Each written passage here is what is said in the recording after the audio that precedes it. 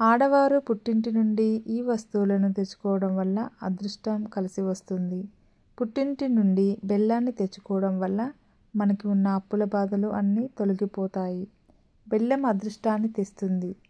పుట్టింటి నుండి పసుపు కుంకుమలను తెచ్చుకుంటారో వారు దీర్ఘకాలంగా దీర్ఘసుమంగలిగా ఉంటారు. వైవాహిక జీవితంలో ఎటువంటి గొడవలు లేకుండా ఉంటాయి. పుట్టింటి నుండి ఏనుగు బొమ్మను తెచ్చుకోవడం వలన అదృష్టం బాగా కలిసి వస్తుంది. లక్ష్మీ అనుగ్రహం ఎల్లప్పుడూ ఉంటుంది.